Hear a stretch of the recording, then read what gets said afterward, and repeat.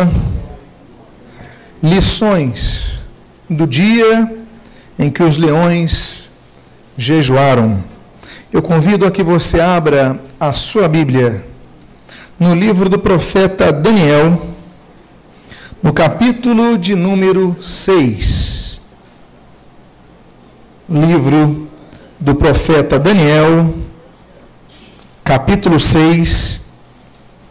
E eu gostaria de iniciar a leitura, e aos que puderem se colocar de pé, que assim o façam, a leitura inicial, os 2 primeiros versos deste capítulo, Daniel, capítulo de número 6. E registra a palavra do Senhor. Pareceu bem a Dario constituir sobre o reino a 120 sátrapas, que estivessem por todo o reino, e sobre eles 3 presidentes, dos quais Daniel era um, aos quais estes sátrapas dessem conta, para que o rei não sofresse dano. Oremos. Pai amado, lemos a tua santa e preciosa palavra e pedimos, Deus, fala conosco nesta manhã. Abençoa a nossa vida, fortalece a nossa fé, e o que nós pedimos, nós o fazemos agradecidos em nome de Jesus. Amém e amém. Os irmãos podem, por favor, tomar os seus assentos. Daniel era um jovem hebreu, dentre aqueles que foram levados cativos no ano 605 a.C., à Babilônia. Daniel foi um dos homens que era da linhagem real, como nós lemos em Daniel capítulo 1, versículo 3. Ele foi levado a Nabucodonosor por Aspenaz. Para que você se localize na história da escrituração bíblica e no contexto do reino, ele era contemporâneo do profeta Jeremias, assim também como de Ezequias. Daniel, ele serviu, foi um homem muito apto, e com 20 anos ele já estava servindo na cabeça do reino, na cabeça do império. Esse homem, ele serviu a 6 imperadores babilônicos e a 2 imperadores persas. É um homem que viveu bastante tempo, com 20 anos ele já tinha essas funções, e por 65 anos exerceu funções no cabeçal dos impérios persas e babilônicos. Tanto é que ele morre com cerca, segundo a tradição diz, 85 anos, numa região que hoje se encontra no Irã. O livro de Daniel é um livro muito interessante, são 12 capítulos, e do capítulo 1 ao capítulo 6 nós temos aspectos relacionados ao momento histórico. Mas no capítulo 2, uma parte do capítulo 2, do capítulo 7 ao capítulo 12, nós vemos um livro escatológico, falando do fim dos tempos. No capítulo 2, nós vemos, por exemplo, a mensagem daquele Messias que viria com uma grande pedra, então demolindo os reinos. Nós temos também menções sobre a segunda parte do retorno de Jesus, a partir do capítulo 7, por exemplo. Nós temos a menção do Messias, do príncipe que seria tirado, falando do Messias, falando do Senhor Jesus, e já apontando para o Senhor Jesus na sua crucificação, ali em Daniel, capítulo de número 9. A gente vê, por exemplo, ele falando a respeito dos reinos, falando a respeito do retorno de Jesus, falando a respeito, por exemplo, do próprio anticristo, o governo do anticristo, em Daniel, capítulo número 11, e no capítulo 12, a Bíblia fala, através do livro, do escrito desse homem, desse profeta, falando a respeito da ressurreição dos salvos e da ressurreição dos que hão de ser condenados. O livro de Daniel, então, é um livro muito interessante. E falar da história de Daniel, não podíamos deixar de falar dos leões, porque todos nós sabemos, conhecemos a respeito da história de Daniel na cova dos leões. Eu queria, então, aproveitar esta manhã para falar sobre esse dia que os leões jejuam. Eles não comem, assim, eles deveriam comer, é o normal deles comerem, mas nesse dia os leões fizeram um jejum. Eu gostaria de ler alguns textos que tratam a respeito do contexto desta história. E começamos, então, com o versículo de número 3. A Bíblia diz: então, o mesmo Daniel se distinguiu destes presidentes e sátrapas, porque nele havia um espírito excelente, e o rei pensava em estabelecê-lo sobre todo o reino. Ele se distinguiu porque ele tinha um espírito excelente. Ele era uma pessoa bela, ele tinha uma linhagem real, era uma pessoa culta, era uma pessoa... Mas nesse texto não está falando da beleza física, não está falando do intelecto dele, não está falando da forma de se vestir, não está falando da sua forma de falar, está falando do seu espírito. O conjunto da obra está falando de todo o ser de Daniel. Daniel se sobressaía dentre todos porque tinha um espírito excelente. Nós devemos buscar a excelência. Para as coisas de Deus, muitas vezes nós não procuramos ser excelentes. Todos nós temos limites. Todos nós temos uma configuração que nos delineia dentro de uma circunstância, né, delimitadora, me perdoe então a redundância quanto ao termo, mas enfim, não somos pessoas plenas no conhecimento de tudo, nem todos recebem todos os dons, por exemplo, alguns recebem, como diz 1 Pedro capítulo 4, Deus dá os seus dons conforme lhe apraz, como diz 1 Coríntios capítulo 12, assim como nós vemos 1 Coríntios capítulo 14, então nós somos diferentes, temos capacidades diferentes, mas todos nós podemos oferecer a Deus e também à nossa sociedade, nosso contexto, o nosso melhor. Ah, mas eu só tenho esses pãezinhos, esses peixes. Eu não tenho nada a oferecer, mas aquele jovem ofereceu o seu melhor. Ah, eu não sei fazer muitas coisas, mas o que você sabe fazer? Ofereça o seu melhor. Porque muitas vezes o que Deus espera é o nosso melhor. Aquela viúva pobre, ela não ofereceu todo o dinheiro do mundo. Ela não ofereceu nem as maiores moedas que havia. Ela ofereceu 2 menores moedas, a lepta. Né? Então ela ofereceu 2 moedinhas da lepta, né? 2 centavos, mas para ela aquilo era o melhor que ela podia oferecer. Nós temos que aprender a oferecer a Deus um culto de excelência. Nós devemos servir a Deus com espírito de excelência. E nós devemos ser observados na nossa sociedade como pessoas excelentes. Há pessoas que, por exemplo, se destacam na sociedade, você fala assim, por que essa pessoa se destaca e eu que sou crente não me destaco? Por que essa pessoa não serve a Deus? É uma pessoa que tem uma vida dissoluta, é uma pessoa que tem uma vida errada, mas por que ela consegue isso e eu não consigo? Ora, essa pessoa chega mais cedo no trabalho, sai mais tarde, se dedica melhor, procura tratar com inteligência, otimizar o seu tempo. Não é o fato de você ser convertido que você vai ser o melhor funcionário, você pode até ser o pior funcionário, porque se você se acomodar, se você relaxar, você vai ser assim.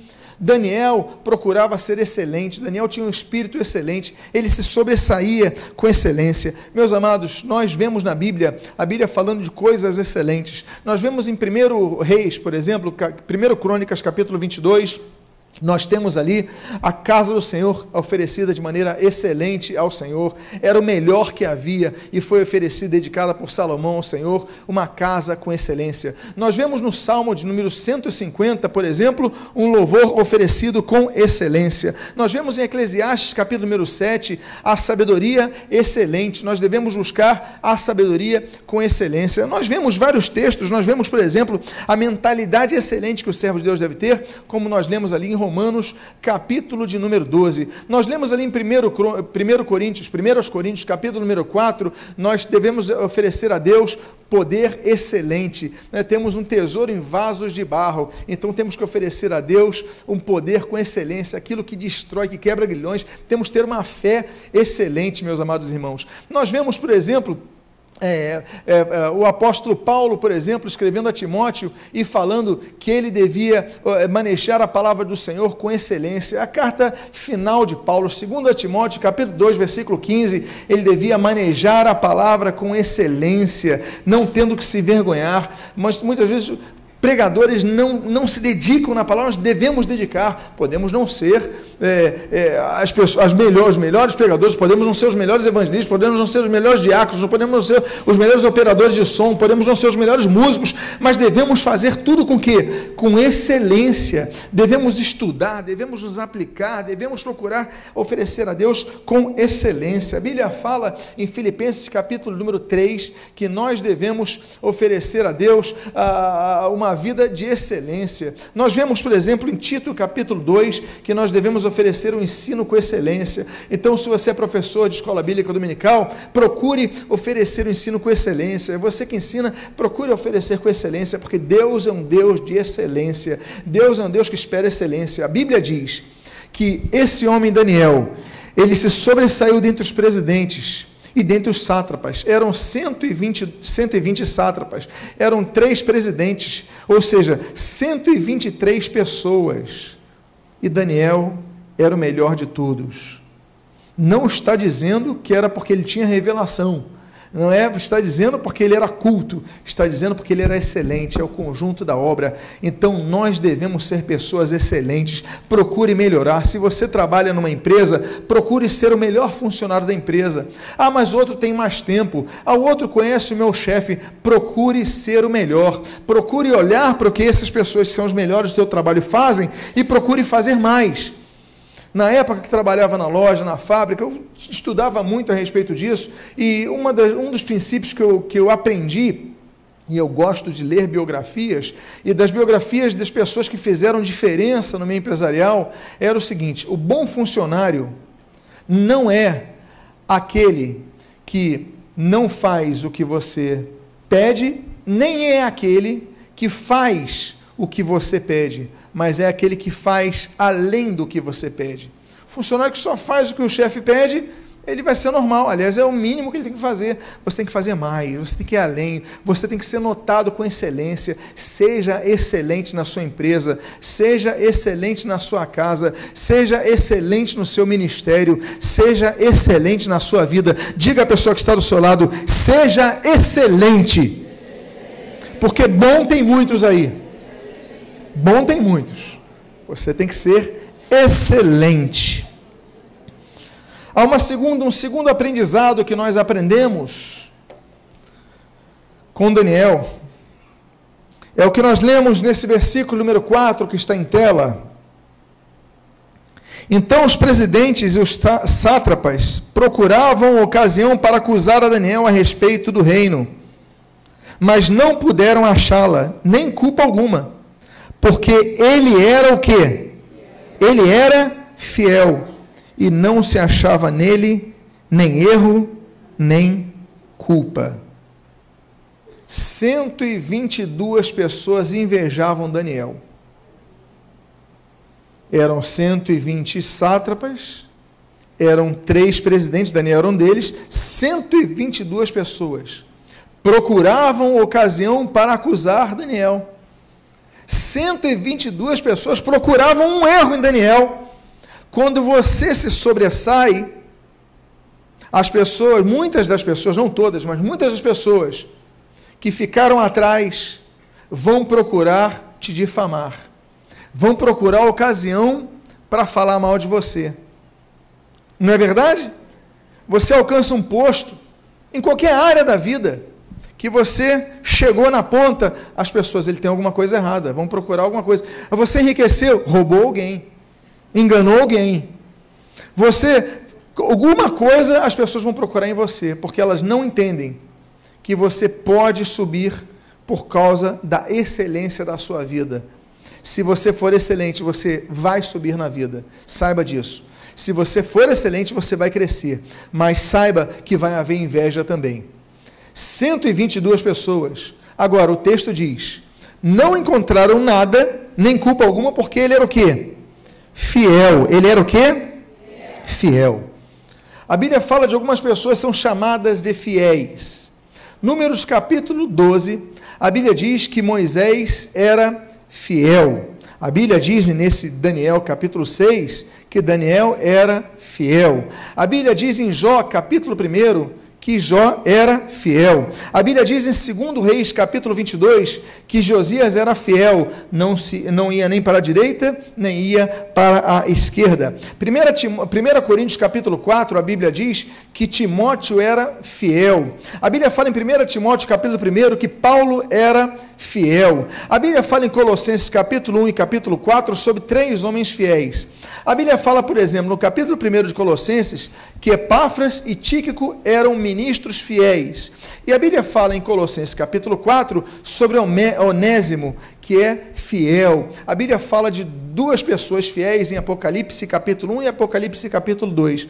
Em Apocalipse capítulo 1 fala a respeito de Jesus, a testemunha fiel. A Bíblia fala no capítulo 2 de Apocalipse sobre Antipas, ele que é testemunha, ele é um homem fiel. Mas a Bíblia fala em Apocalipse capítulo 2, versículo 10, o seguinte: olha, ser fiel até a morte, a carta para Esmirna, e dar-te-ei a coroa da vida, ou seja, quem for fiel até a morte vai receber a coroa da vida. Quando você é fiel, saiba de uma coisa: as pessoas vão procurar ocasião oportuna para achar erros e expor os teus erros, mas eu quero dizer para você: permaneça fiel, apesar das perseguições, permaneça fiel. Meus amados, ser fiel no momento sem perseguições é fácil. Ser fiel, eu não vou ofertar porque eu estou passando uma situação difícil. Ser fiel nessas horas. Eu não vou ser fiel à minha casa porque eu estou passando uma situação difícil na minha casa. É fácil. Meus amados, difícil é quando há crise, difícil é quando há lutas. Ser fiel na igreja, ser fiel no ministério. Quando há crise, aí você mostra quem é fiel. Quantos rachas de igreja existem? Porque há crises nas igrejas passam por crise, passam por situações, e nessa ocasião, muitos metem malho, muitos aproveitam e saem, mas quantos são os fiéis que permanecem? Então, meus amados, fidelidade é um traço de caráter. Esse homem, ele cresceu porque foi excelente, mas ele permaneceu porque ele era fiel. Porque muitos chegam à excelência, mas depois se corrompem. Muitos chegam a uma posição alta e depois começam a ceder, não é verdade? Você conhece gente assim? Por quê? Porque não são fiéis. A fidelidade se nota na integridade do caráter. A sinceridade do coração diante de Deus exige fidelidade a Deus. Amados irmãos, então nós entendemos que esse homem, ele cresceu na excelência e ele era um homem fiel. Mas há uma terceira característica que nós vemos na vida deste homem, de Daniel. A Bíblia diz no versículo de número 5: disseram, pois, estes homens: nunca acharemos ocasião alguma para acusar a este Daniel, se não a procurarmos contra ele na lei do seu Deus. Ciladas, artimanhas. Eles entenderam o seguinte: não achamos erro, tem alguma coisa que a gente tem que fazer para derrubar esse homem. As pessoas querem nos derrubar, as pessoas querem armar ciladas, porque nem todos aceitam o sucesso dos outros, nem todos aceitam a prosperidade dos outros, nem todos aceitam a simples felicidade dos outros. Você sabe que tem pessoa que fica doente pela felicidade do vizinho? A pessoa fica febril. Como é que ele consegue, eu não consigo? Tem pessoas com espírito tão mesquinho que elas não podem ver o outro indo a uma situação melhor que elas. Invejosos, gananciosos, pequenos, mesquinhos. A Bíblia diz então que eles procuram, mas não acham, porque esse homem é fiel. Então ele fala: vamos tentar o seguinte, vamos procurar na lei do Deus dele, para ver se tem alguma coisa que possam condená-los. Meus amados, o inimigo nos cerca de artimanhas. A Bíblia diz, em Mateus capítulo de número 13, sobre o joio, que são, enfim, os filhos enviados por Satanás, e o trigo, que são os filhos do reino. E a Bíblia diz que quem planta o joio é o diabo, é o inimigo, que é o diabo, Satanás. Ele planta o joio no meio do trigo. No meio da igreja existe o joio. Existem pessoas que se dizem cristãs, aparentam ser cristãs, porque eu não sei se você já viu um joio. Trigo, nós temos uma ideia, porque tem muitas imagens do trigo. Mas se você olhar o joio numa foto, você praticamente não vai ver diferença, que é muito parecida. O caso é que o joio não produz nada de bom. O trigo, sim, você extrai a farinha, mas o joio se mistura, dá um trabalho muito grande. A Bíblia diz que a separação do joio e do trigo só vai acontecer no porvir, com o Senhor Jesus. Mas o joio está no meio do trigo. O que eu quero dizer com isso? Que no meio do trigo, no meio da igreja, há muitos que são plantados pelo diabo para suscitar confusão, suscitar dificuldades. Quantos se desviam da casa do Senhor dentro da casa do Senhor? É dentro da casa do Senhor, no meio dos seus amigos de confraternização, os amigos que estão aqui louvando a Deus, levantando seus braços, ofertando e trabalhando nas equipes ministeriais, muitas vezes são enviados pelo diabo para disseminar contendas, para disseminar murmurações. E a Bíblia fala em Mateus 13 que são enviados para isso. A Bíblia diz sobre Lucas capítulo 8, os que ficam à beira do caminho são tirados por Satanás. Satanás quer tirar todo mundo do caminho. Satanás quer destruir as nossas vidas. E Satanás, ele trabalha na mentira. O Senhor Jesus diz que Satanás é pai. A gente ouve muito falar, as pessoas dizem assim, Deus é pai. Deus é pai, mas o diabo também é pai. Porque o Senhor Jesus diz em João capítulo 8, versículo 44, o seguinte, que o diabo é pai da mentira. Ou seja, ele trabalha com ardis, ele trabalha com sutileza. A Bíblia diz em 2 Coríntios capítulo 11 que Satanás é astuto. A Bíblia diz em Apocalipse capítulo número 12 que Satanás é o sedutor. Ele trabalha com duas palavras, inclusive Apocalipse 12, que ele é o enganador e que ele é o sedutor. Ou seja, ele seduz as pessoas.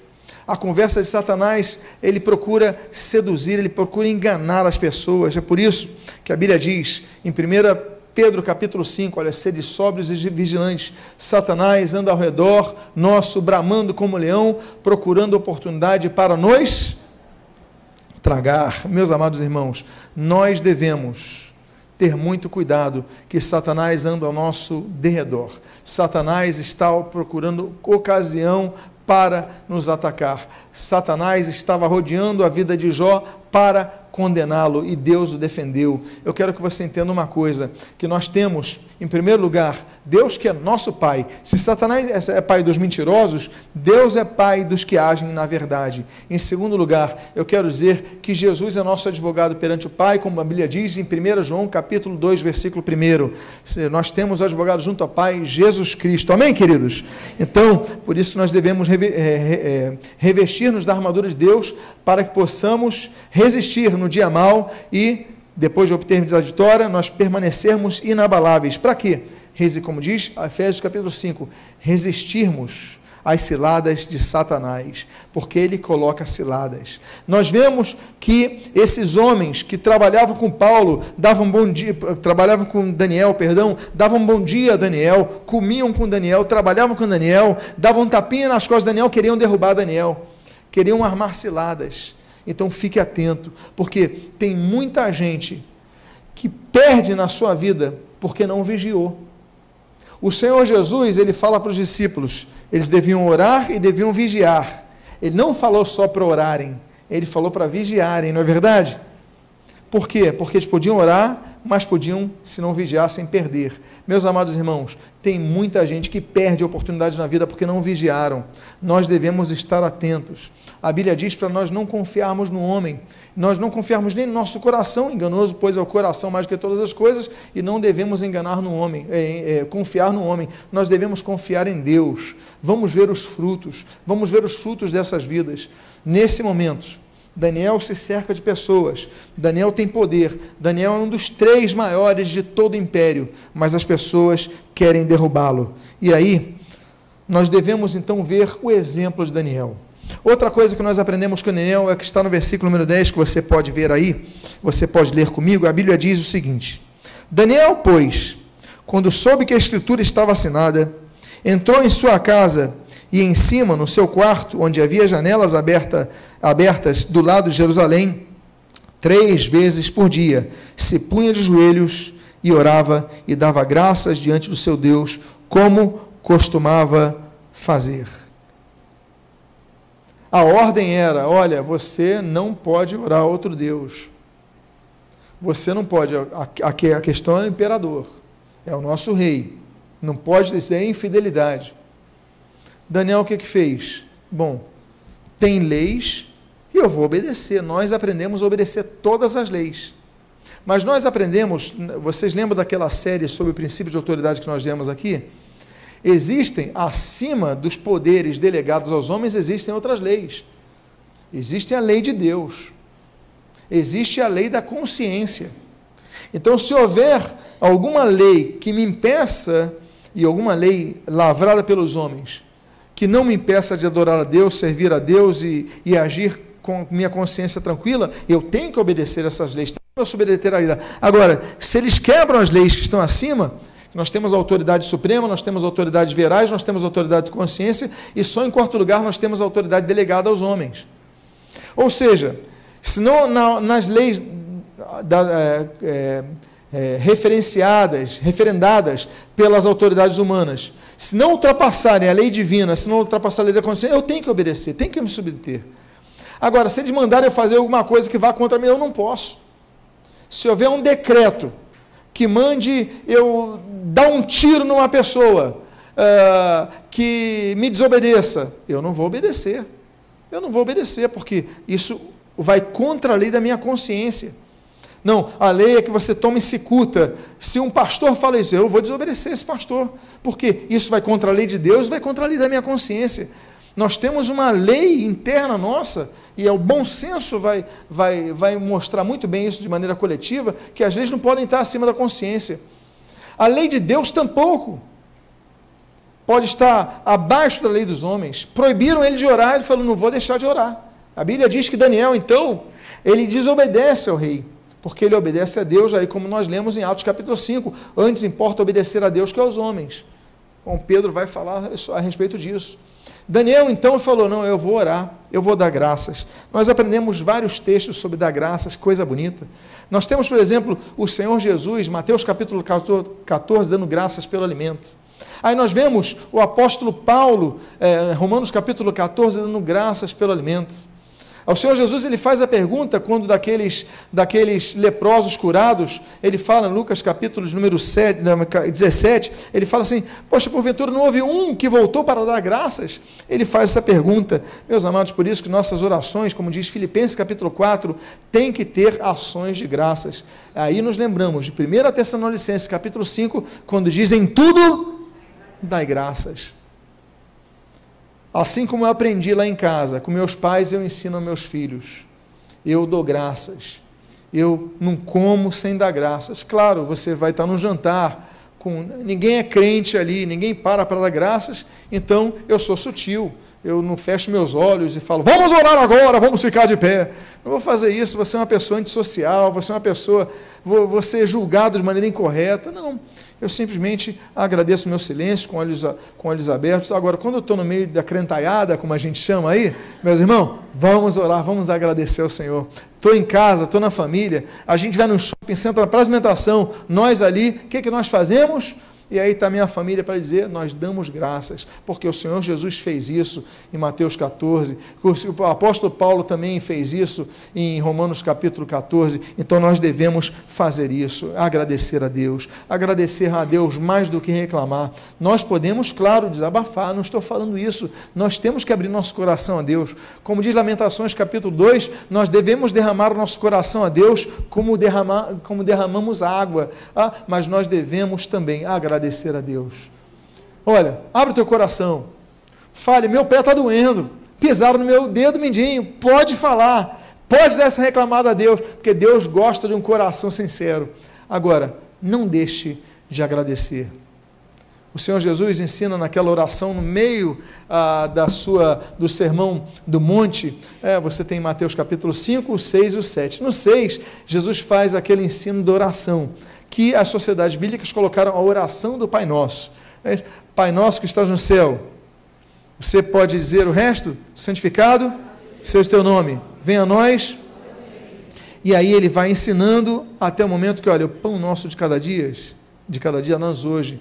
Perdoa, ele ensina toda a estrutura, mas no bojo dessa oração tem o que? Gratidão. Deus, muito obrigado por tudo, muito obrigado pelo teu sustento, muito obrigado pelo teu cuidado, muito obrigado pelo pão que me dás, pelo alimento, pela família, pela igreja, pela saúde. Eu tenho pouca saúde, então muito obrigado pela saúde que me dás, ainda que seja limitada, muito obrigado. Hoje a minha irmã ali falou, fiz 90 anos de idade, que bênção, minha irmã, que alegria saber isso. mas a irmã parece uma jovenzinha de 60. Mas que bênção, 90 anos de idade. Vamos aplaudir ao Senhor pela nossa irmã?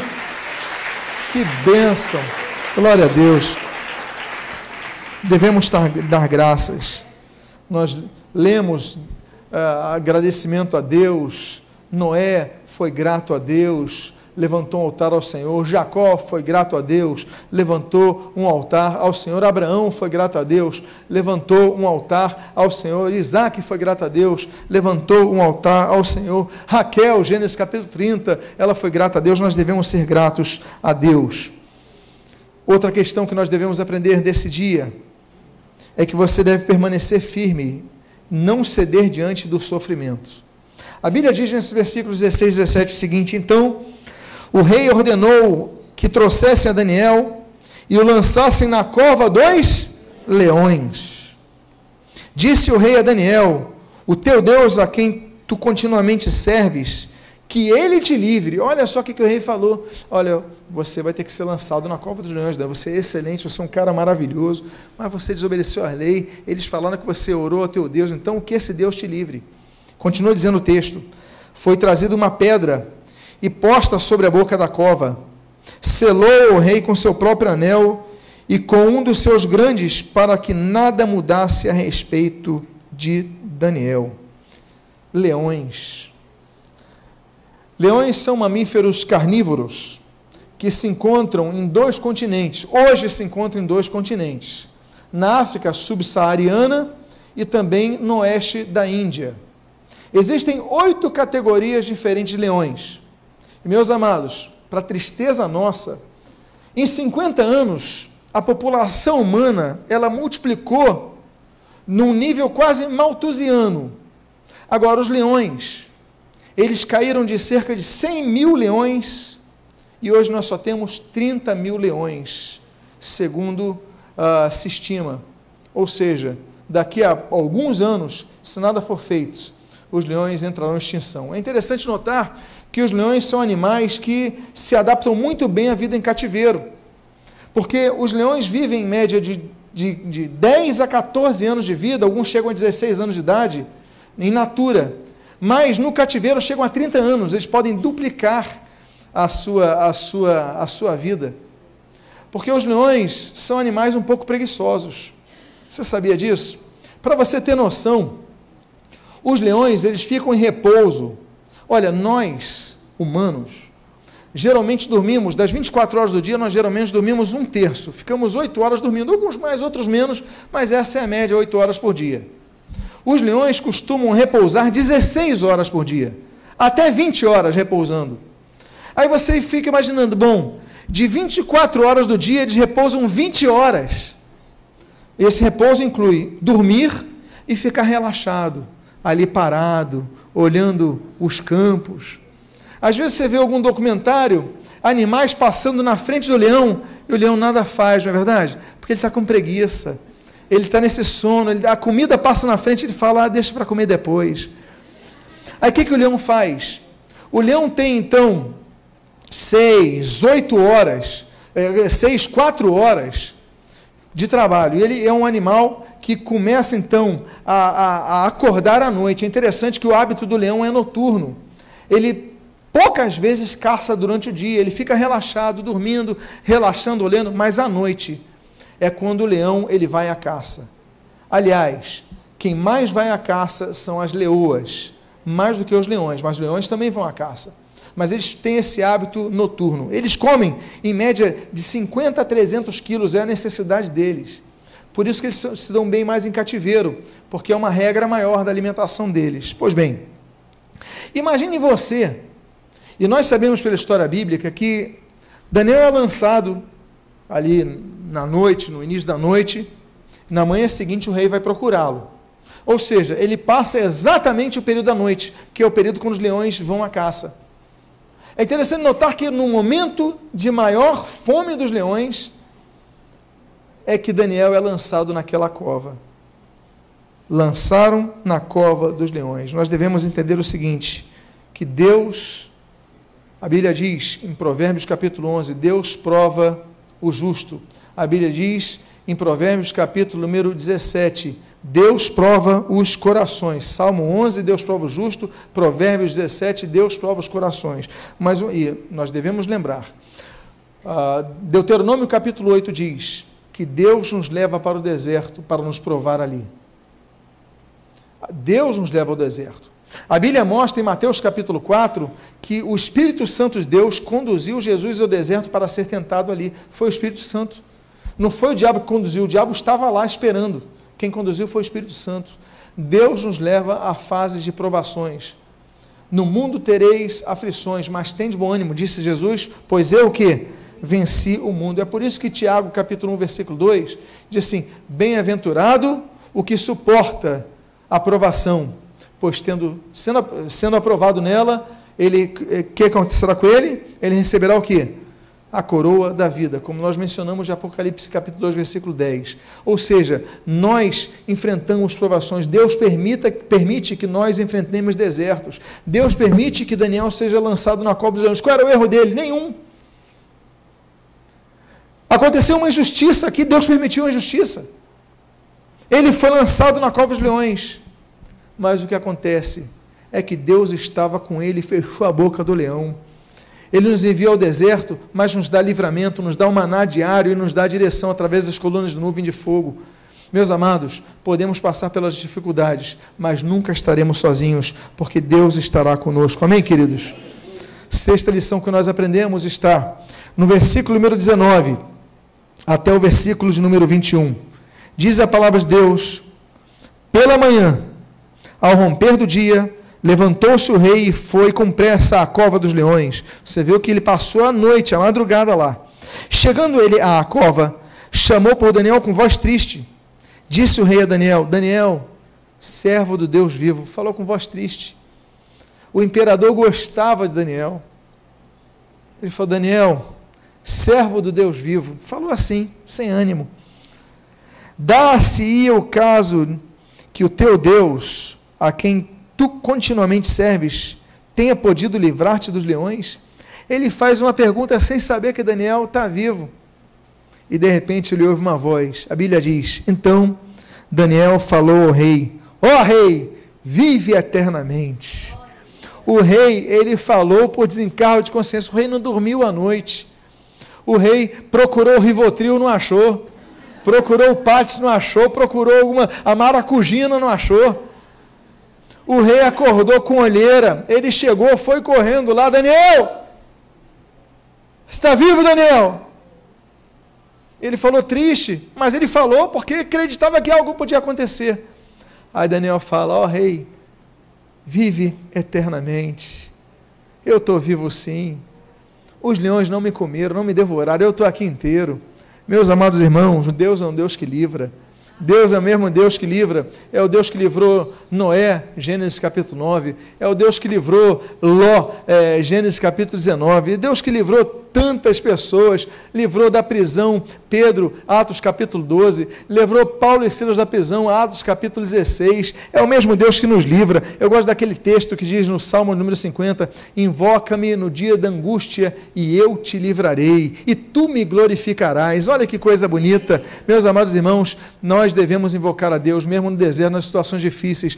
Nos lançaram na cova dos leões injustamente, nos perseguiram injustamente, mas Deus vai dar vitória à sua vida. Amém, queridos? E aí, nós vamos ao versículo 22. Olha que coisa bonita. Ele continua dizendo o seguinte, o meu Deus enviou o seu anjo e fechou a boca aos leões, para que não me fizessem dano, porque foi achada em mim inocência diante dele. Também contra ti, ó rei, não cometi delito algum. Olha, ele falou, o meu Deus enviou o seu anjo e fechou a boca aos leões. Ele glorificou a Deus pelo livramento. Ele reconheceu que quem o livrou foi Deus. A gente não sabe se ele viu o anjo, a gente não sabe se ele só sentiu o anjo, a gente só sabe de uma coisa, que Deus enviou o anjo para fechar a boca daqueles leões. Aqueles leões ficaram em jejum forçado. Se você quer saber o dia que os leões jejuaram, esse foi o dia que os leões jejuaram. Eles não comeram porque Deus fechou a boca dos leões. E ele glorificou a Deus, ele reconheceu a Deus. Meus amados, tudo que acontece em nossa vida, Deus está no controle. E quando Deus te der um livramento, atribua a glória a Deus. Foi Deus que me livrou, foi Deus que me deu esse emprego, foi Deus que me deu esse ganho, foi Deus que me deu essa conquista, foi Deus que me deu essa vitória, foi Deus que me deu isso, foi Deus que me deu. Que você glorifique a Deus. Eu gosto muito do Catecismo de Westminster, de 1647, é um catecismo que tem 196 perguntas, e a primeira pergunta desse catecismo é a seguinte: qual é o fim supremo do homem? E a resposta é: o fim supremo do homem é glorificar a Deus e gozá-lo para sempre, usufruí-lo para sempre. Essa é a função primordial do homem, glorificar a Deus. Deus espera que você dê glória a Ele por toda a sua vida. Amém, queridos? Nós devemos dar glória a Deus entre os gentios, como diz a Bíblia no Salmo 18. Devemos dar glória a Deus com o nosso entendimento, como diz o Salmo de número 47. Devemos dar glória a Deus com a nossa boca, como diz o Salmo 51. Devemos dar glória a Deus com a nossa alma, como diz o Salmo 103, devemos dar glória a Deus em todo momento, glorificarmos a Deus, amém? Então, esse homem, ele foi livre, mas deu glórias a Deus. A Bíblia diz, a oitava coisa que nós aprendemos, versículo número 25 a 27, então Dario escreveu aos povos, nações e homens de todas as línguas que habitam em toda a terra, paz vos seja multiplicada. Só faltou ele falar, paz do Senhor. Ele falou, paz vos seja multiplicada, faço um decreto, pelo qual em todo o domínio do meu reino, os homens tremam e temam perante o Deus de Daniel, porque ele é o Deus vivo e que permanece para sempre. O seu reino não será destruído, o seu domínio não terá fim. Ele livra e salva e faz sinais e maravilhas. Parece que esse rei ficou pentecostal nessa hora. Ele livra, salva, faz e maravilhas, só faltou dar aleluia. Esse sinal maravilhoso no céu e na terra, foi ele que livrou a Daniel do poder dos leões. Meus amados irmãos, o nosso testemunho mostra aos que não conhecem a Deus o poder de Deus e a glória de Deus. Eles vão glorificar a Deus pelo que Deus fez na sua vida, o livramento que te deu. Deus, ele opera grandes livramentos na nossa vida, mas nós temos que dizer aos outros, olha, foi Deus que fez isso, porque eles vão começar a ver, Deus está com ele, eu quero esse Deus que livra. E esse homem, então, no poder que ele tem, ele faz o decreto, olha, todos agora vão temer e tremer diante desse Deus, não vão temer mais diante de mim. Olha só a mudança que ele faz, ele era o objeto de culto, agora ele passa a dizer, pelo testemunho de Daniel, o objeto de culto é o Senhor Deus. Meus amados irmãos, através da sua vida, do seu testemunho, da sua vitória, do seu livramento, Deus vai ser glorificado na vida de outros. Amém, queridos?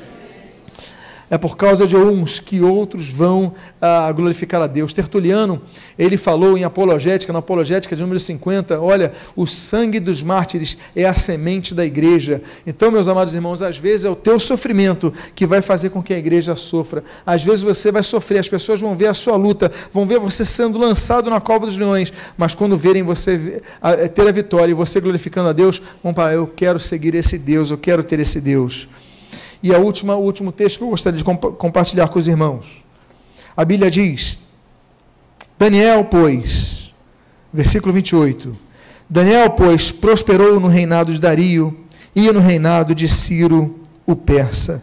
Meus amados irmãos, tudo, Eclesiastes capítulo 3, tudo tem o seu tempo determinado. A Bíblia diz, Jó capítulo 14, os dias do homem estão contados, mas Deus sabe os nossos dias, sabe o nosso tempo. A Bíblia diz no Salmo 75, olha, eu determino o dia para julgar as pessoas. Deus sabe o momento certo que nós vamos passar por dificuldades e nós vamos ser julgados. Mas eu quero dizer para vocês que Deus é um Deus que tem o planejamento de toda a nossa vida.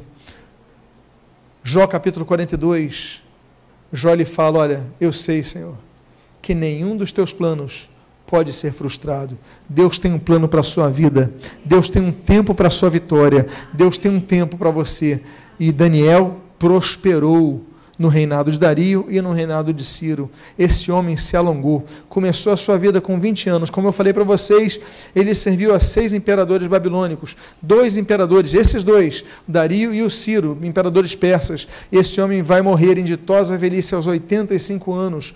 próspero, abençoado e permanecendo fiel. Por quê? Porque nos momentos mais difíceis ele foi fiel. Eu quero dizer a você, seja fiel. Ainda que as pessoas invejem você, continue sendo fiel. Ainda que você seja perseguido, continue sendo fiel. Porque o tempo vai passar, essas pessoas vão passar, mas Deus vai te abençoar. Deus prosperou o reinado, Daniel no reinado de imperadores, de outros imperadores. Deus abençoou ele. Não importa quem esteja acima de você, Deus vai te abençoar. Fique de pé, eu quero orar por você. Eu quero encerrar com um versículo que eu comecei, que é o versículo de número 3.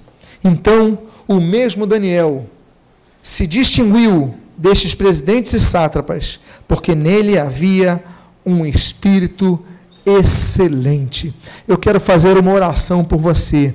A você que quer dizer, Deus, tu falastes comigo nesta manhã. Eu quero ter esse espírito excelente. Eu quero ser uma pessoa excelente. E para isso eu quero ser fiel a ti em todo momento. Se eu fraquejei, me perdoa. Me dá a oportunidade. Agora você que está passando por momentos difíceis, você que está sentindo o bafo dos leões ao seu lado, eles querendo te derrubar, saiba que Deus enviou o anjo do Senhor na sua vida para fechar a boca dos leões. Eles não vão te devorar. Diga à pessoa que está do seu lado, os leões não vão te devorar, porque Deus enviou o livramento.